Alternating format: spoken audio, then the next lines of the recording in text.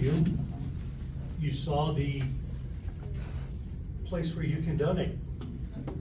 We've even made it easier for you. There's a QR code on your table that you can use if you would like to donate to the Maston Foundation so that retreats like this can continue. We appreciate the support that you've given us, your presence, your funds, your prayers throughout the years. I want to switch a little bit now. As the Maston Foundation, there's a lot of things we don't know. I don't know about Dr. Maston family and the like. And honestly, there is no one better to help us learn about the Maston family than Lita and Bill Tillman. Knew them very intimately and closely for many years. Lita is now retired education librarian from Hardin-Simmons University, retired professor emeritus. And I have it good information from someone in this room tonight that she is the very best college librarian ever. Because she kept my daughter's table clear so that she would have it free to study at. Thank you, Lita.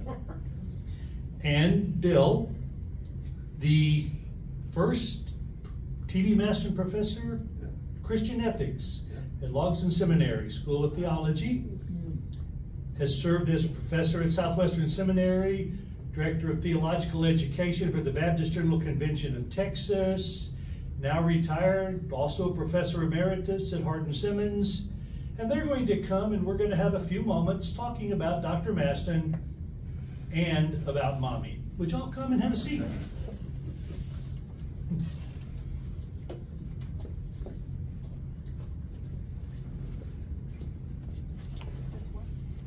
We didn't practice this part.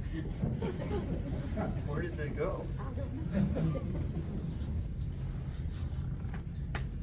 Well, as we had talked about tonight, conversations leading up to this moment, Yeah. I remember we talked about lecture format, we talked about other styles, and I think you finally helped us to see the importance of just doing this in a conversational way. So, let's just talk then for a moment about what would TB and Mommie, Dr. Maston's name of fondness for her, what would they do? With their sense, with the sense of how they might respond to the culture we're in now. But first, tell us what they were like. How did you know them? Yeah. Your perspectives of them. Please share. Okay. Go first? Okay. My relationship with Mrs. Maston, as I called her, not Mommie, but she was a mommy. She was because she came from that generation, she was a housewife in the true sense of the word. And I mean that in a good sense. She kept her household running. Everything had order. You know, Mondays was wash day, and you could drive by the house and see the laundry out on the line. You know, one day was grocery store, and one day was a day that she went to visit the people in her Sunday school class that were no longer able to come. She taught a ladies' Sunday school class at Gambrel Street for years, and it was an older ladies' class, and as they progressed through their years, they would move from their homes to nursing homes or some other place, and she would go and visit. She took care of them, whether they were in their home or someplace else, and she would have contact with them.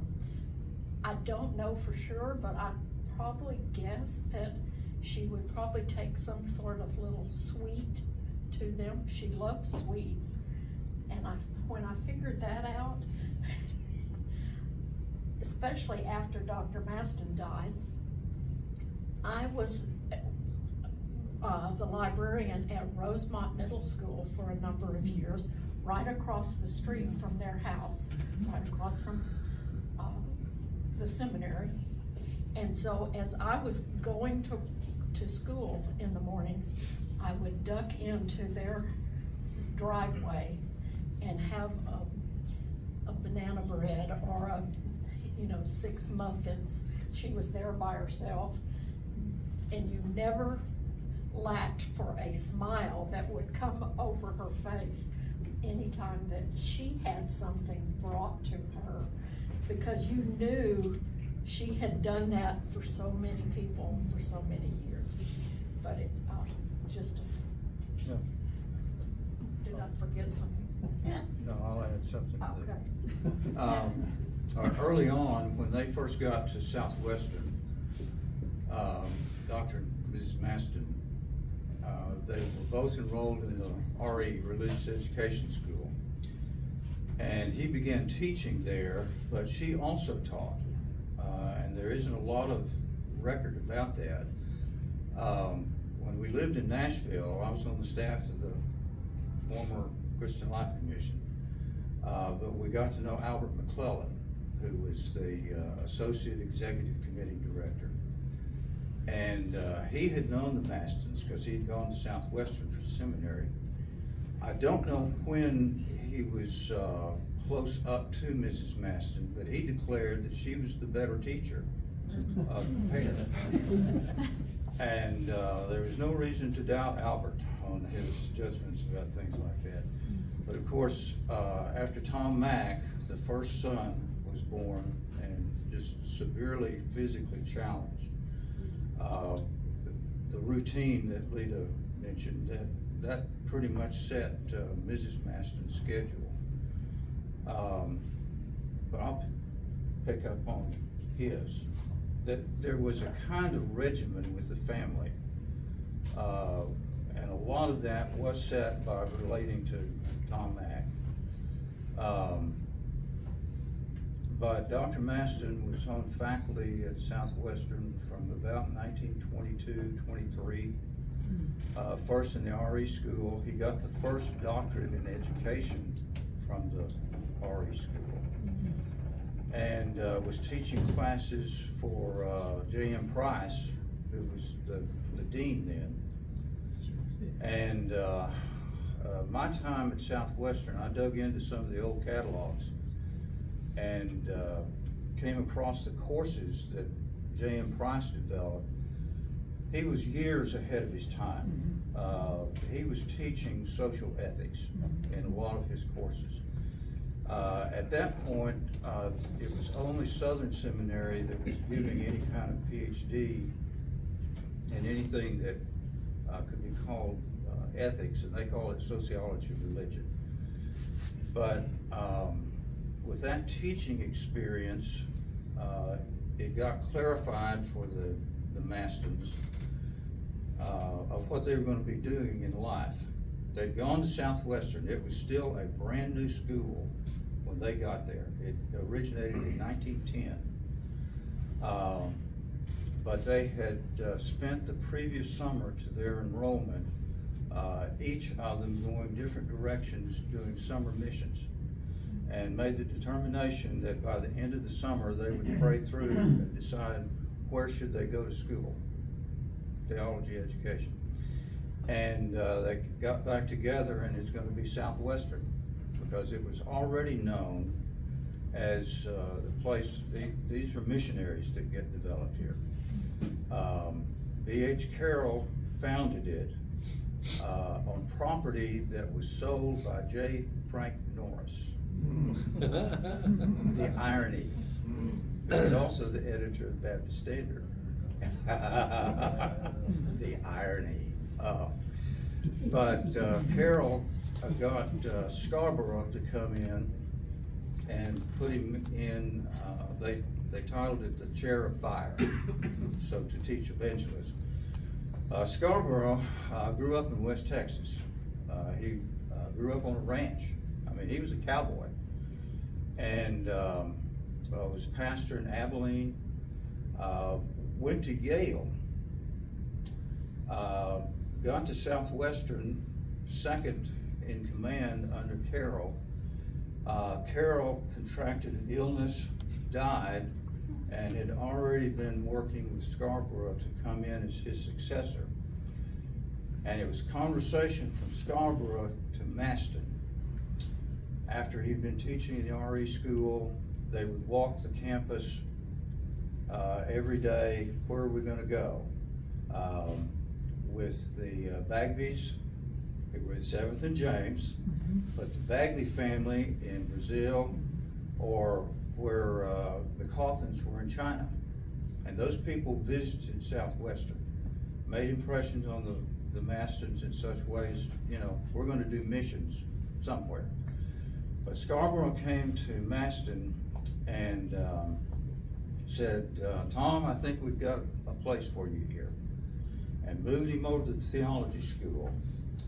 And with this Yale background, now I can't document any of this,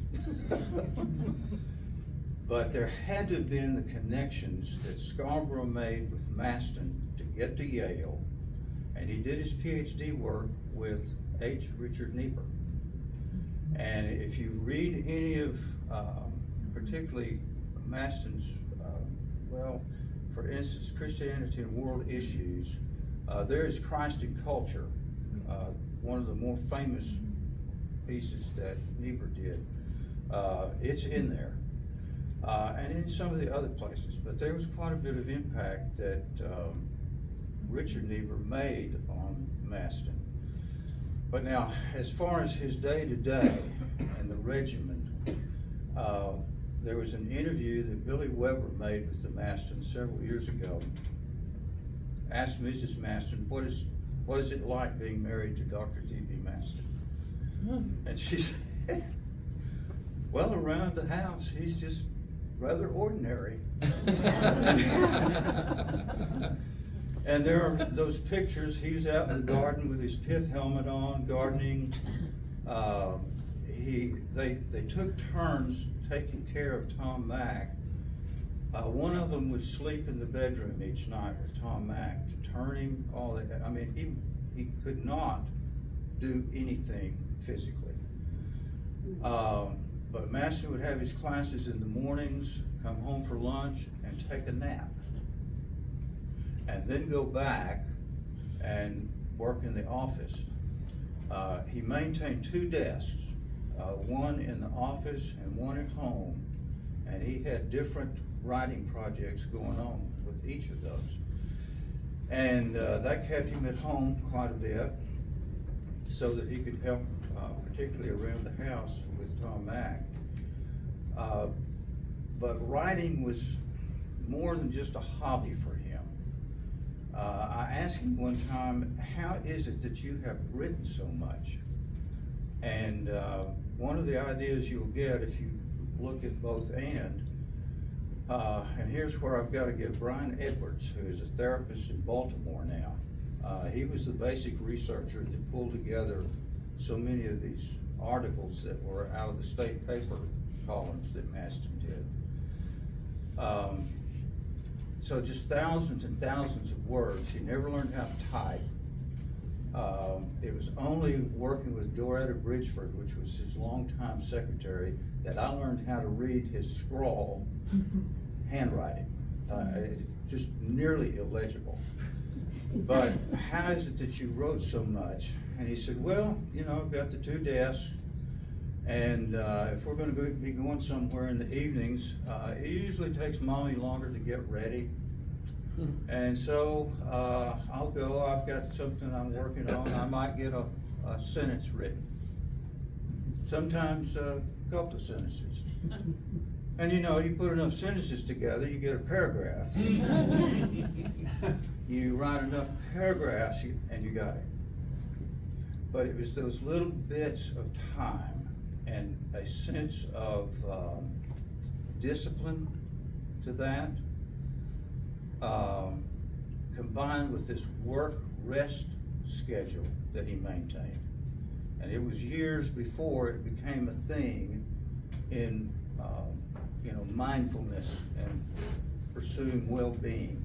But work, rest, he would produce his presentations if he'd been asked to go speak somewhere, and have that ready a day or two before.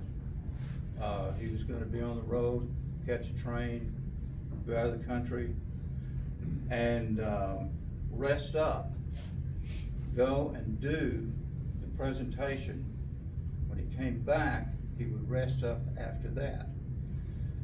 He made it to 90 years. He outlived the years of his father, his brother. Over the years that I knew him, and he was 76 when I first met him, there were some rather serious illnesses. There was one stretch when we were living in Nashville, we got word T.B. Maston is about to die. Well, he had had a heart flare-up. And just several things about him, but they ate simply. They observed a simplified lifestyle before it was cool. The Buick car they had, I don't know how old it was, but there were still a lot of miles in it. They just drove it when they needed to. Took care of things. I would call him anything but an extrovert. Really a rather shy individual if you're just in conversation with him. And when we were talking about this originally with David, I said, you know, he was quite an athlete in high school and college. If we were gonna introduce him like he's coming up to bat, Yeah. you know, what would his walk-up song be? And I decided that it would be Aaron Copland's Fanfare to the Common Man, because that's who he was. There were accolades that we found in the house after they were both gone. They just stuck these things in drawers. They weren't out hanging on the walls. I never heard him brag about anything, which was off-putting for some people, that they would come into the office and visit with him, and you'd see a kind of stunned expression come on their face. They realized he was looking into their eyes and actually listening. And didn't start doing directive counseling. Some of these pictures that we got, and those are credited to Floyd Craig, who died just last year. Longtime Christian Life Commission staff person, staff press, photographer, all kinds of awards on things that he produced. But he took those pictures of Maston, and there's one characteristic, you know, and that was often the pose for Maston, followed with the words, "I hesitate to say," and then he would just draw out from the individual there, and they could come to some of their own conclusions. Interesting counselor type. That was too long on that one, David. Let's go back to the. Oh, you've got it. It's my turn. Oh, sorry. Apparently. You talked about him being such a common person. Yeah. I remember that he was growing up, son of a sharecropper. Mm-hmm. I mean, if I remember right, his dad used he and his brother to pull the plow. Yeah, that happened. Okay. Yeah. Seems to me that from this simple life that he lived and in his upbringing, Yeah. and just from reading some of the things that he was really concerned for those at the margins of society. Yeah. Lita, did Mommy have anything like this at all? She would be out walking, Tom Mack. She would walk him around on the side, rolling in his wheelchair, and take him out for walks, and she would get to know her neighbors.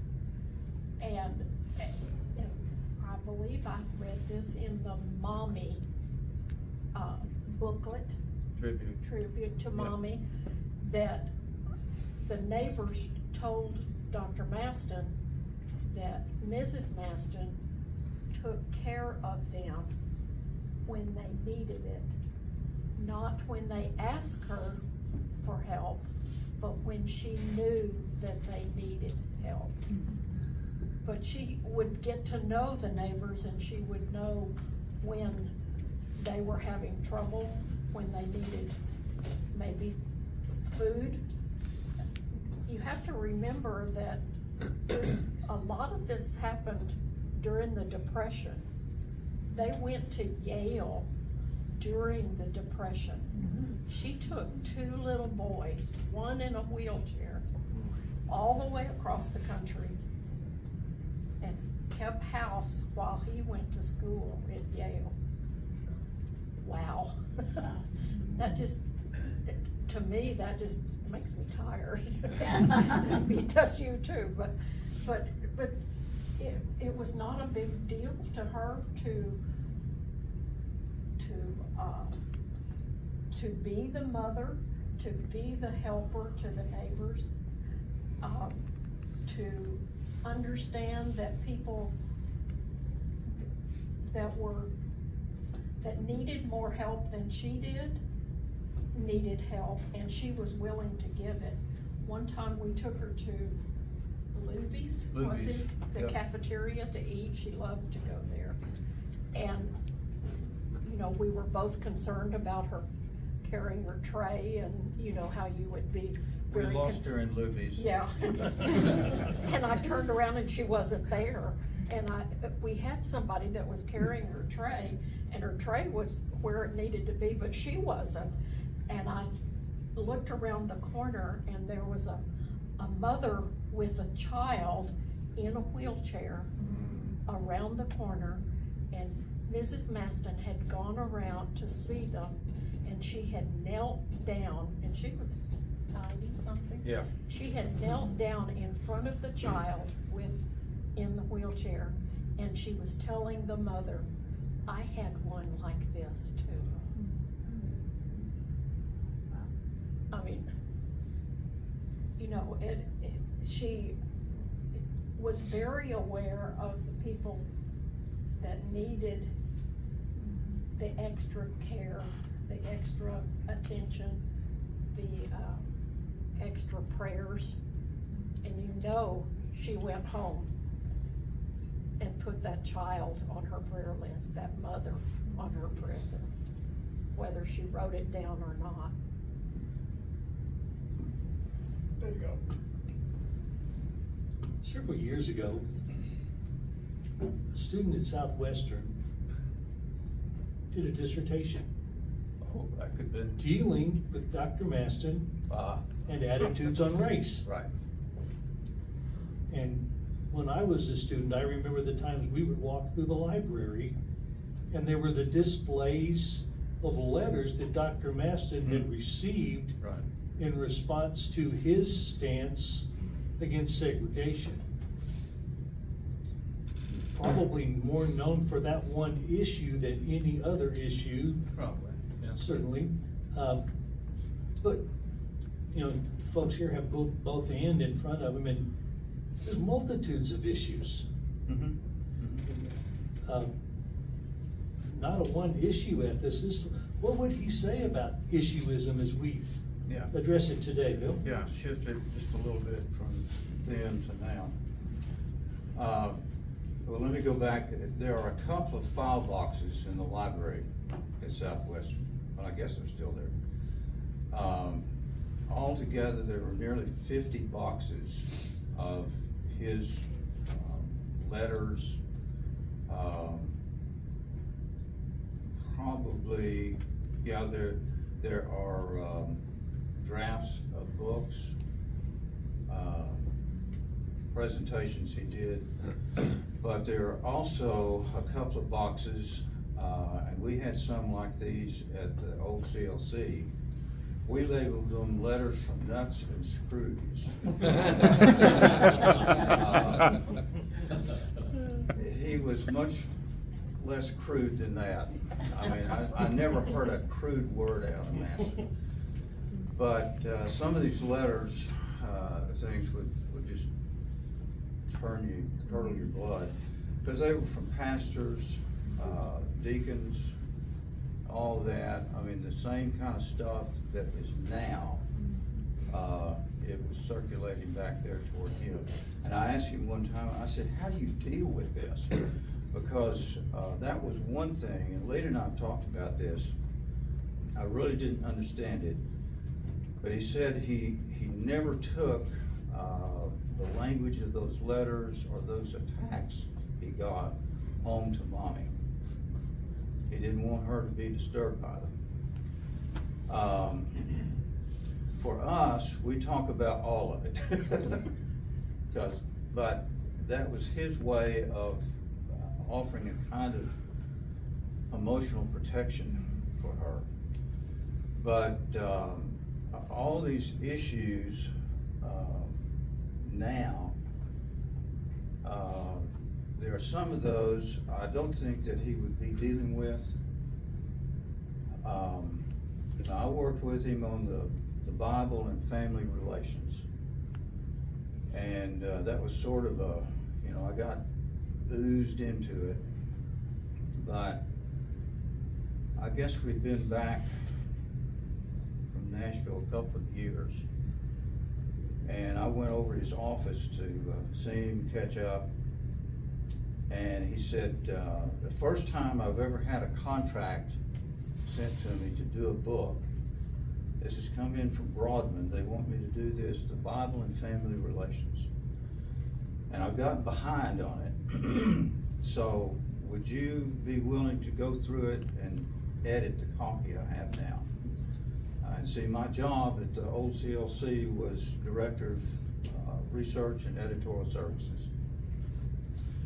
And so I guess he thought maybe I knew how to edit. But I took that home to Lita and I said, I don't know about trying to edit T.B. Maston. And she said, well, he asked you to do it, so why not? And here's some more of the humility side.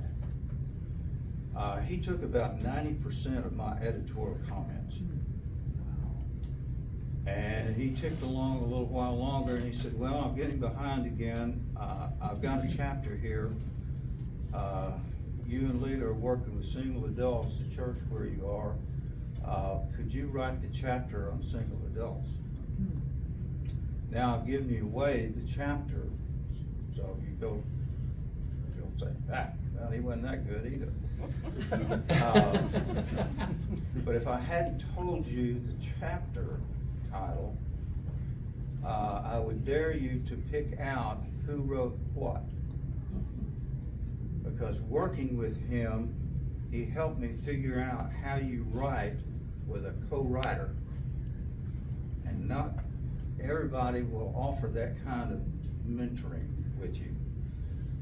He maintained, he wasn't the celebrity theologian with this.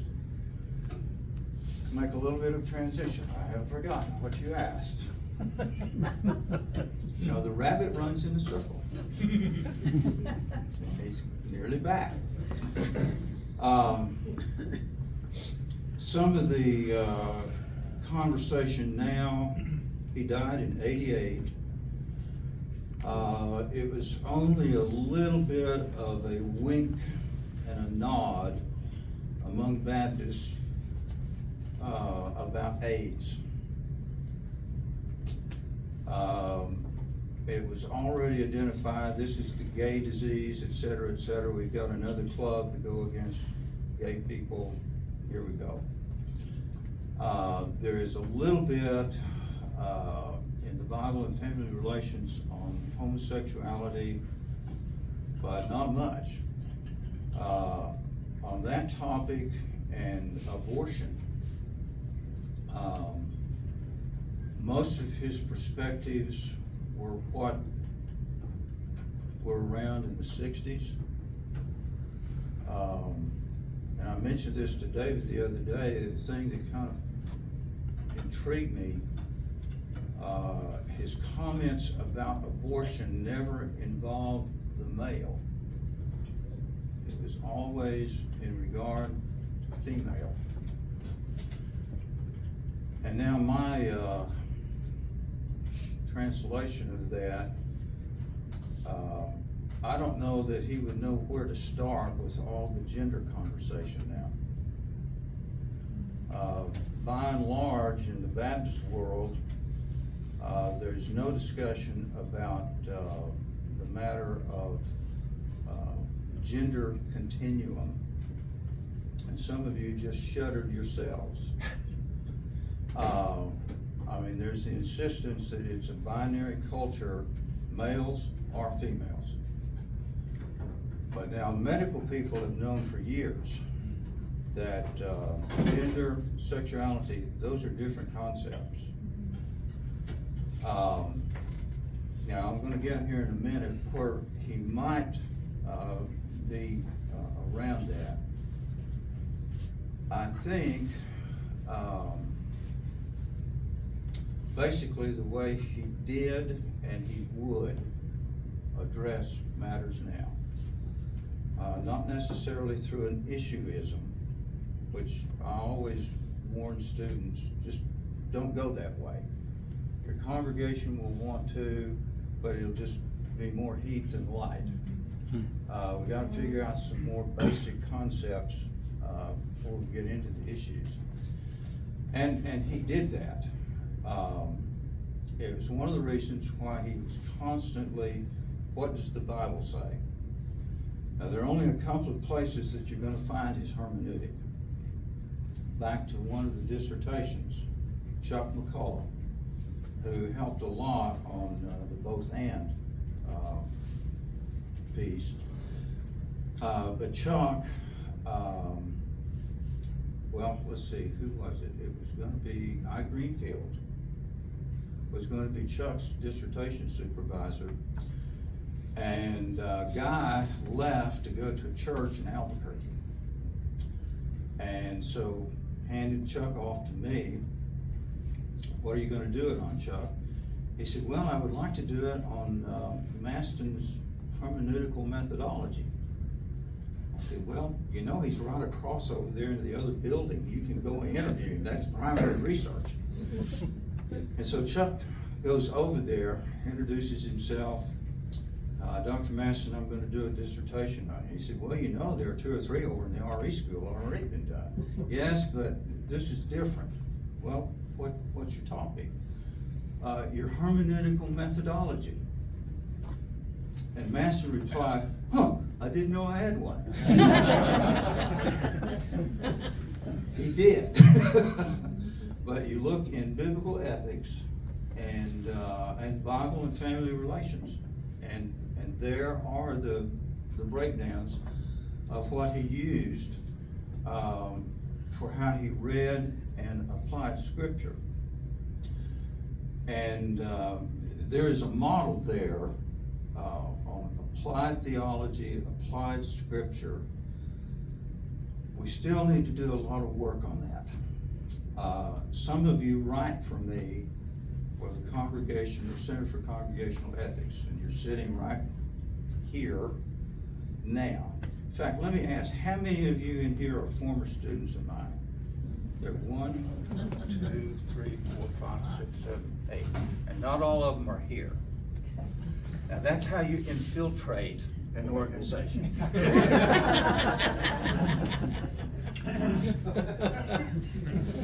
And David was not, but he insists he wants to be included in that line because I was his dissertation reader. So, yeah, he graded, and Van did, and Ann did, and there you are, Mr. Tubbs. Well, Dr. Tubbs. Teaching fellow at Logston. Who else? Oh, you're everywhere. But anyway, you find the methodology, and he's got the paragraph in the foreword of biblical ethics.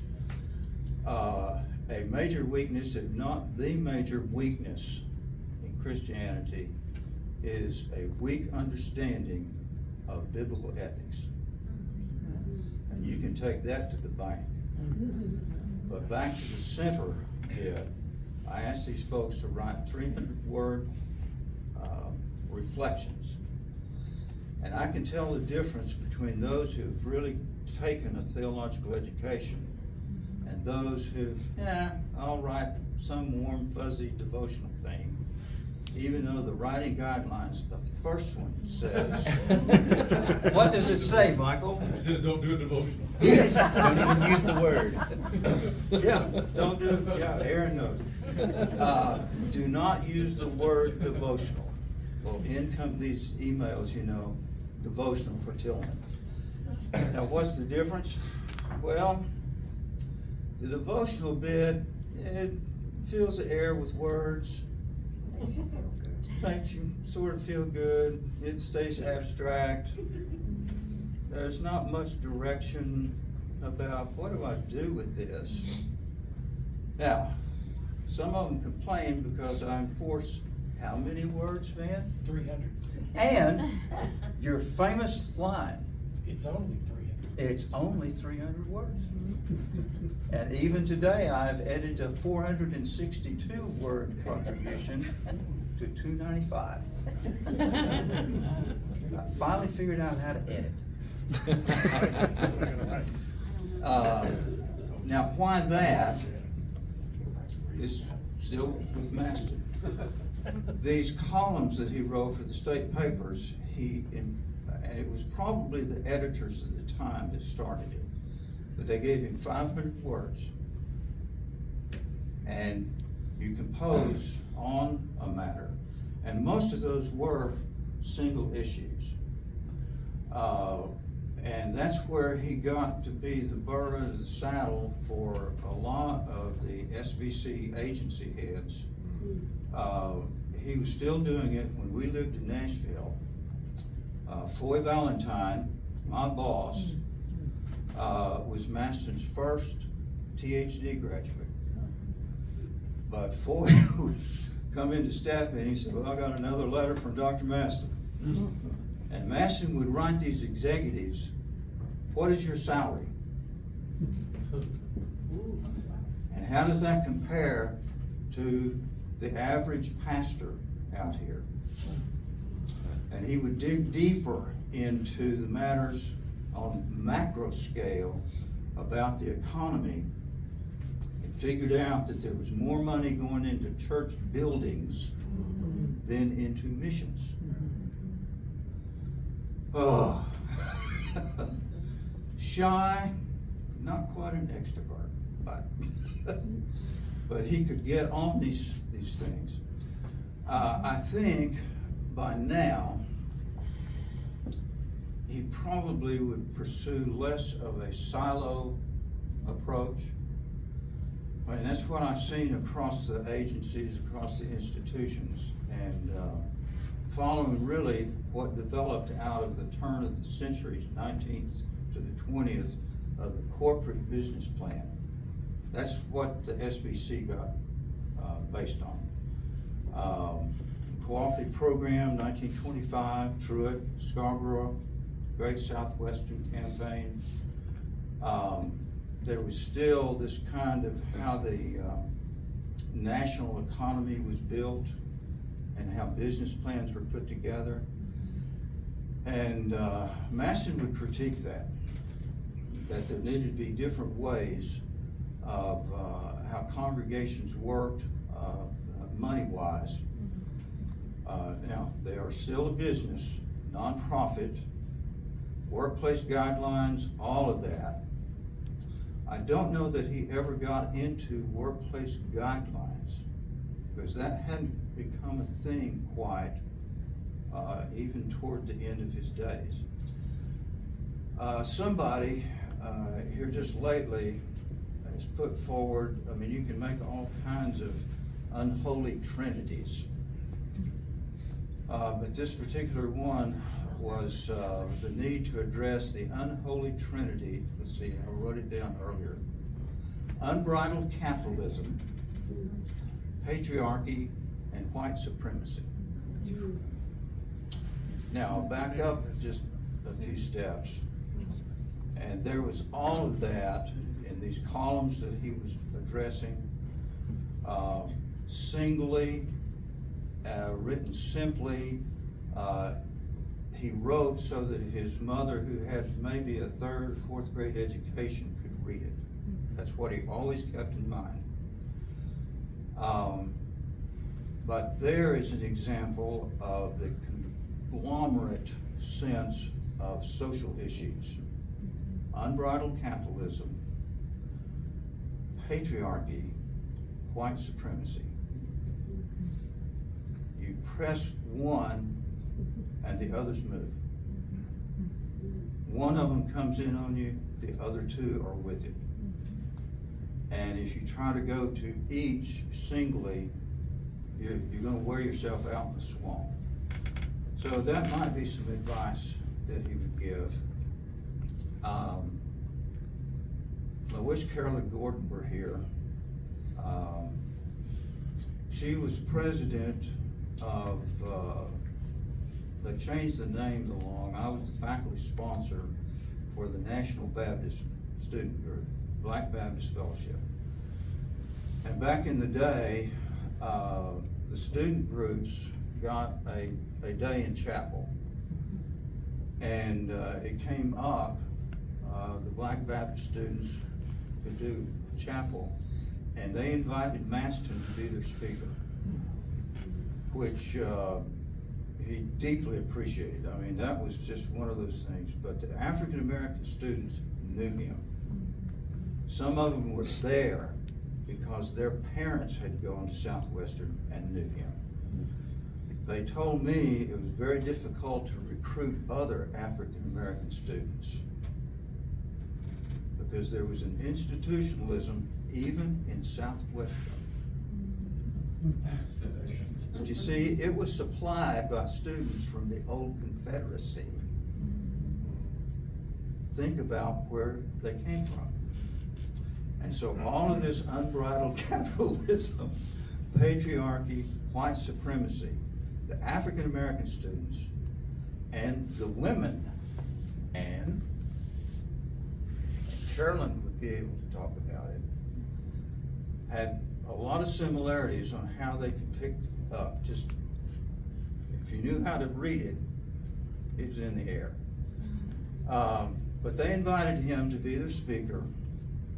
He took Galatians 3:28. Who can quote it, oh pastor types? Galatians 3:20. Charles Wade, of course. Galatians 3:28. Neither male nor female. Okay.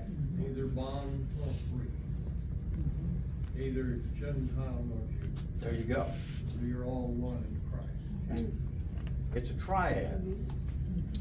And the latter years of my teaching, I developed triadic approaches. James would know. Trying to get away from this silo approach, one issue, one perspective kind of thing, but see the interchange or an interface of social matters. But there it is in Galatians 3:28. Maston titled his presentation, An Unfinished Agenda. Wow. And I go back and look at it every so often. Now, it's on a VHS tape. Alan Lefevre has it, the Texas Baptist Historical Building in Waco. But it is telling in so many ways still. But went through the unfinished agenda basically because it's Black Baptist Fellowship Chapel, race relations. Now, earlier some people had said that Maston had done as much about race relations with Baptists as anybody. His reply was, well, maybe so, but I don't think I've done that much. In a lot of ways now, I don't think he would be surprised, but we're back to it. So, unfinished agenda, what would he address? probably anything that is discriminatory toward those made in the image of God. So then we've got the empathetic dynamic with Mommie of those who they don't have the level of health that most of us have. So there would be this nudge into medical ethics, just some nudge. On gender matters, he would probably ponder, you know, what are we gonna do about all this? The thing is, we're still talking about people. He never had what, you know, the systematic theologians have to have. One of the best definitions I've heard about that came from Bert Dominy. How many remember Bert Dominy? He did theology at Southwestern. But one of his stories, he went into class one day talking to the students, and it was systematic theology was the course name. It said, you know, we're gonna have to think about this in other ways. One of these days I'm gonna die, and there I am standing at the pearly gates before God, and God's gonna say, and who are you? And, well, I'm Bert Dominy. Well, what did you do in your life, Bert Dominy? I taught systematic theology. And God would say, but what is this thing, systematic theology? Now, Maston never said it quite like that, but biblical ethics in the conclusion chapter, there's a fairly good outline of his theological perspectives. Most of those center around a Christology. And there you can dig into it. Now, if you haven't gotten acquainted with John Pierce and his Jesus Worldview Project, it's based in a center at Belmont now.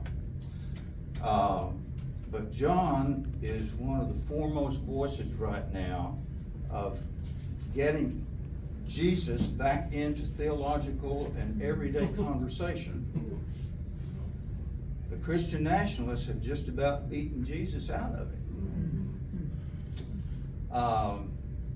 Probably there'd be something very close to, if you've not read it, it's really dull Victorian sounding in language, but Charles Selden's In His Steps.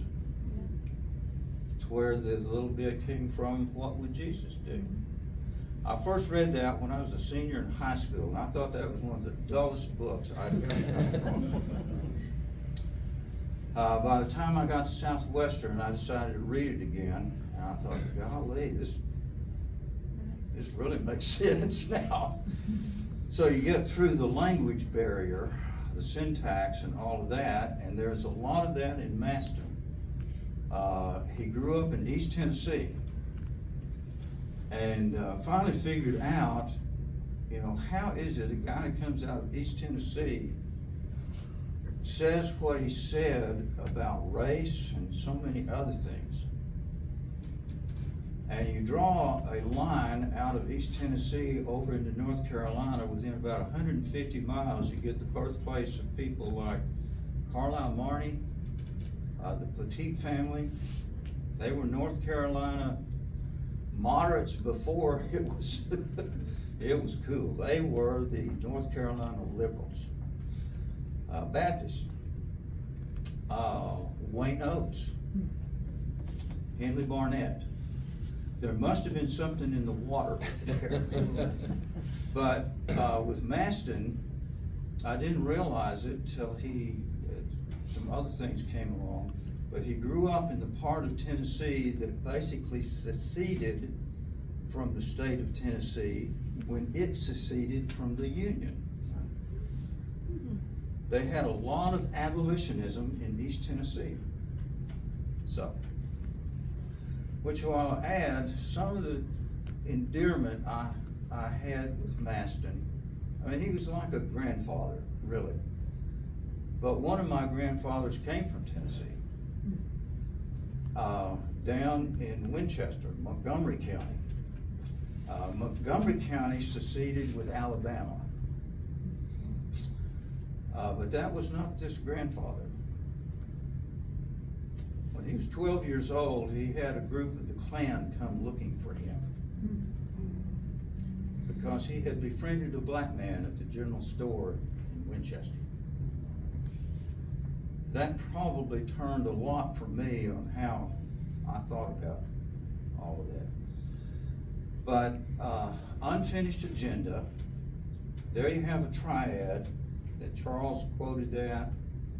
You've got gender, you've got the economy, slave or free. You've got Jew, Gentile. That's a power element. Now, Richard Foster did a book called Money, Sex, and Power. I used to tell students, you may be able to master 2 out of 3 of these, but one of them's going to get you if you don't watch out. Besides that, name an issue, a single issue, that doesn't fall under one of those. As well, they are all interfaced. There is an interdependence, a dynamic among them. That's some of what Maston got onto with that chapel address, and it was his last one.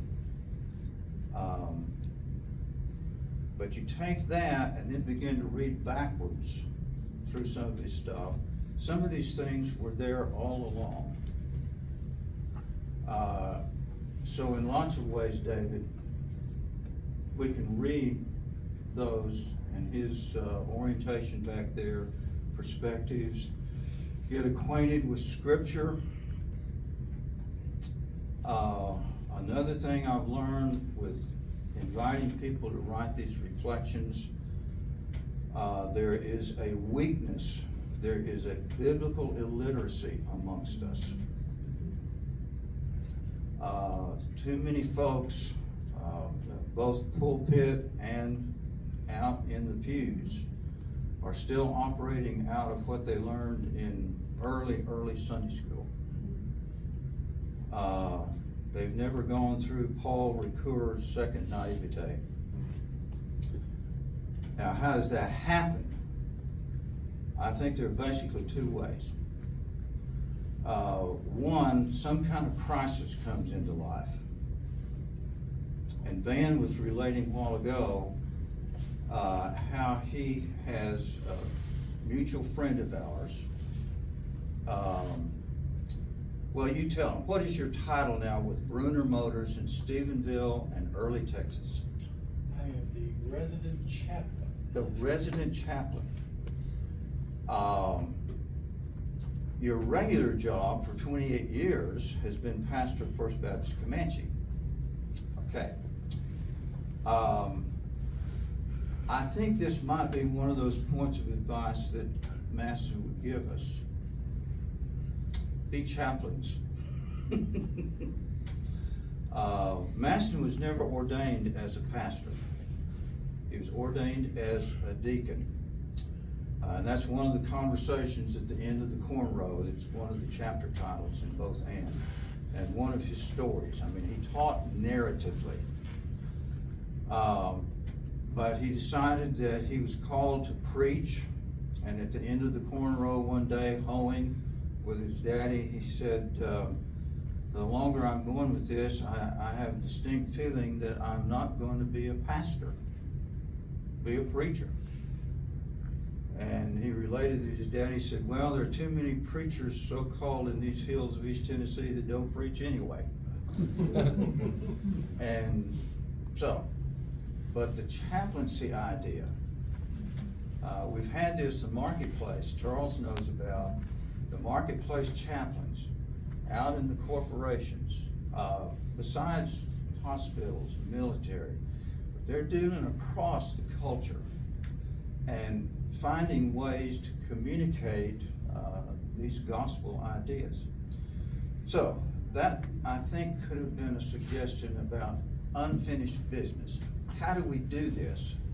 How do we do applied Christianity? How do we do Christian ethics? I think he would go with the idea now, he probably would just leaned back and said, well, let me think about that for a minute, of where denominationalism is gone. The latest Pew Research study says that the decline in congregational life is plateauing. Now, it's too early to know, is it gonna stay that way? Is the plateau stable? Or is it one of these that, well, we'll wait and see. Younger generations are moving away from congregational life. I think it is because of, well, conversation I had with Ken Chafin several years ago. I said, Ken, you were one of the first ones that made notice to the rest of us, something's wrong. Now, this is when the ultra-conservative movement was coming in and taking over institutions, all of that. Where is this headed? And that was 1992. And he said, well, I'd say by 2000 that, and he said SBC distinctly. He said it is going to become increasingly socially irrelevant. I think the irrelevance of how we project gospel, some of these younger generations said, that didn't make any sense. You know, you're playing games here. Well, we're smarter than that. And so they've drifted away. But figuring out how to do applied theology with those that have the common good in mind. Now, if you keep up with George Mason, that's one of the things that George is doing. Crossing theological boundaries. When it all gets boiled down to it, all the major world religions have some expression of the golden rule. And that's one of the basic guardrails from Jesus. Love God, love your neighbor, and oh that, how in the world do we love ourselves? And here we are. Good beginning place. But figuring out how do we work toward the common good. And that's becoming more and more paramount in the days we're in right now. It wasn't a common thing in his day to talk about mediation for Maston. That's really what he was doing, though, with his race relations conversation. He was what I would call one who practiced active quietism. Scott Corwin wrote his reflection on that this last week.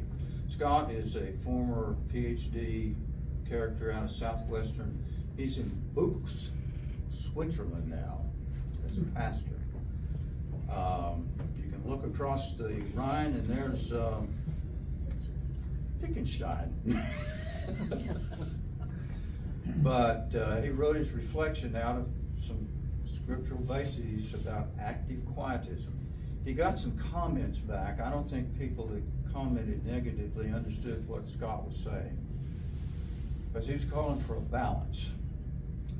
Not unlike what Thomas Merton talked about. I mean, he was in the Abbey, Gethsemane Abbey in Kentucky, but wrote about social justice. He worked with MLK Jr., nonviolence, those kind of things that are important in the idea of being related to Jesus Christ and how Jesus Christ related to people. That mediation. Maston did letter writing. After he died, I forgot which meeting we were at, it was one of the big Baptist meetings. Adrian Rogers was on the platform. And there had been recognitions of Maston's passing and all of that, and Rogers made comment. Most of you don't know that Dr. Maston and I carried on a correspondence. I didn't know that. And I thought, oh my gosh. He said, of course, we didn't agree on things, a lot of things, but we corresponded. I took some heat because I invited Jimmy Draper to be in my class at Southwestern a couple of times. I mean, Jimmy was a trustee and he's the enemy. But we became friends, and one of the things he said in there, before you get through this place, you should read everything that T.B. Maston wrote. And there were a few gasps in the room then. He said, I didn't agree with him on a lot of things. In fact, he could just make me angry. But he made me think. And there's the deal. Maston would listen, get the other's perspective, offer thoughts back and forth, and if they would spend enough time, they could find some sort of middle, which is greatly lacking now. So, unfinished agenda. And here is the invitation, David. Let us spring up Aaron Copeland's fanfare. Are there words to that? There aren't. But great musicality. At any rate, the unfinished agenda, it is one of those things, I don't think he realized it like this, that Maston was handing off a kind of mantle to the generations that followed him. And here you are. Now, the day that he did that, we had to help him up the steps on the stage, the platform in Southwestern's chapel. And they had a chair and a little desk for him to sit at. But I sat by him, and came time that introduced him, but we were standing, and there was a hymn getting lined out. I mean, it was a charged chapel deal. And Maston had a hold of my arm, standing, steadying himself. I mean, he was almost 90. And I was prepared, to catch him if he wobbled off. But I felt him grasping my arm, squeezing it like that. I thought, my gosh, you're 90 years old and you're doing that? And I leaned forward just enough that I could look around into his face. And I saw an intensity in his eyes. I told people later, I said, I think I know what it's like to look into Isaiah's or Amos's eyes. That there was a fire in there, and I could feel him kind of, he's getting ready to go into the game. And that's the kind of intensity that he was handing off to those students, and their students, and their students. It's kind of sad to say, I think we're going to have this unfinished agenda from now on. But why not try it? Look at it. This really is a nice looking group now. I've been involved with the board since it began. I sat down in a cafe on James Avenue, just south of Southwestern's campus, with Jace Jones, Jimmy Allen, Browning Ware, and Bill Pinson. That was 1986. And we want to start this foundation in honor of Dr. Maston. Went to him and he said, well, I don't know. I mean, this honest humility. which we really need a lot of. But it got started. And now, watching the generations come through, oh, dare I say, I mean, one from the deep, dark, dank corners of Oklahoma, I'm a little optimistic. Because lots of you I've known for a long time. And I sense there is a little bit of this intensity that Maston had. And what it takes is some encouragement with each other. So keep up, form coalitions in your own respective corners of the culture. Get together along, compare notes. At the least, you're gonna find survival to be a little healthier. And maybe you can pass on some more to the next generation. So, I give. You give. Yeah. Several weeks ago, as you were talking, I was just thinking several things triggered. You were talking about Dr. Maston speaking at the Black service that day, and you sent me a photo Yeah. of Carolyn Gordon, Dr. Maston sitting at the table. Right. And then you told me you were sitting there, but you weren't in that photo. My Well, your foot foot was, that's My right, foot you did was. tell me that. Yeah. Well, I shared that with Carolyn, she's on our board, Oh. and her first response was, I don't remember what that dress I was wearing. But her second response to me was, she didn't invite him. She was chair of the group Right.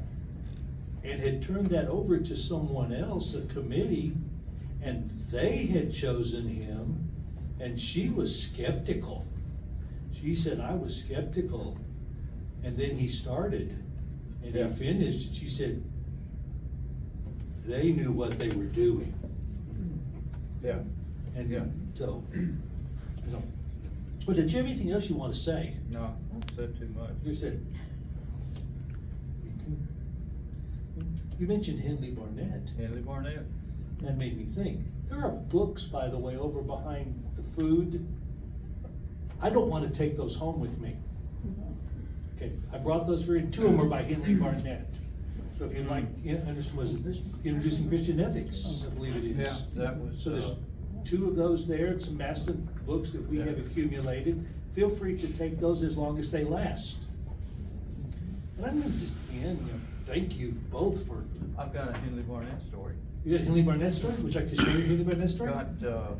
Got Henley Barnett, got Wayne Oates to Southwestern.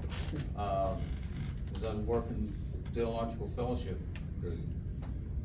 And, got Barnett there, and, well, we'd gotten acquainted our time in Nashville. And, anyway, it was set up that the guest speaker, would have lunch together in the president's lunch, area. And so we get over there, and, some of the, Theological Fellowship students were there. Dilday may have been. Newport was provost then, the upper echelon of the school. And, well, Tom Bland, who taught ethics at Southeastern, happened to be in town that day, so we invited him. So there were three of the seminary ethics people, former, they were all retired by that point. But we got Barnett and Maston there at the one end of the table. And I asked Dr. Barnett to sit at the head of the table. I said, you're our guest. He said, oh no. And he had this great North Carolinian, accent. But he said, oh no, this should be for the master. And he turned to Maston. And Maston said, oh no, you're the guest. And I just kind of walked away from it. And let them back and forth and back and forth. And finally, the agreement was that Barnett would sit at the head of the table and Maston would sit to his immediate right. If, as Maston said, his girl would sit next to him. So I moved down the table, sat down and turned around to Lita, and I said, you know, it takes a lot, but I am absolutely stunned. This is awing. These two guys are here together. There was a time, it was about a 25-year stretch, they were the giants in the land. Barnett at Southern, Maston at Southwestern. We really haven't had anybody in these faculties since that I'd say come close to the kind of influence they left. So, but there was the humility of each of them for the other. It just was.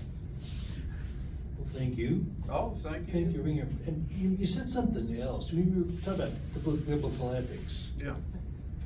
Several weeks ago, if I remember right, I was in church, but I had to sit in the narthex. That was my day to babysit. And we get a month to do that. And my pastor, Aaron Conway, did a great job preaching. That's the only kind he does. I know. Trust me, it's the only kind he does. Well, you know, for FYI, I drive 50 miles every Sunday to hear Aaron Conway preach. Hey, he's good. But this particular Sunday, I walked by, when I was done, he was standing there, and I walked out there and I just looked at him and said, that really sounded Mastonian to me. And he looked back at me and said, it was biblical. And that's what we as a foundation are working to continue to promote in the world of Christianity and in ethics today. And we thank you for all that you do to help us make that possible. And we thank you so much for sharing these stories. Well, thank you. Stories that only the two of you know. Thank you.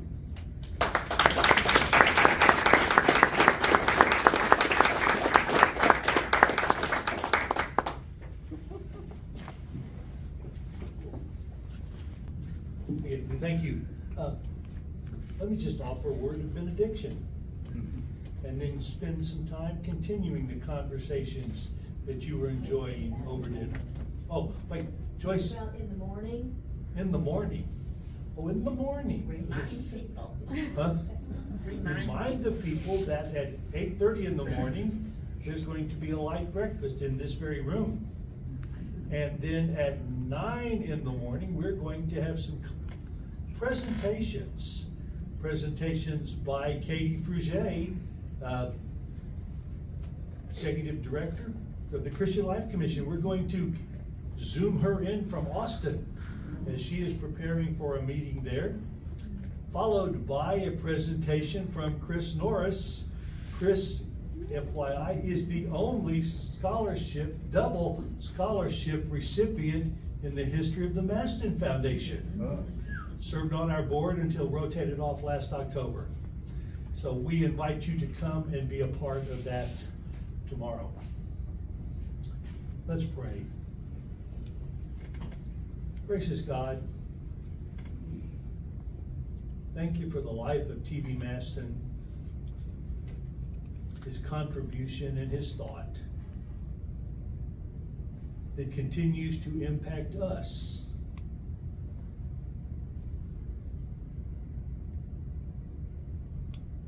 As his impact on us continues, may it continue to point us to the work and the life of your Son, Jesus.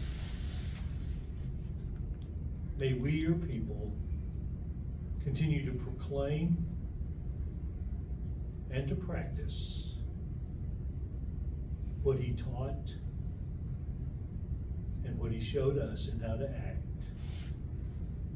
Amen. Amen. Thank you.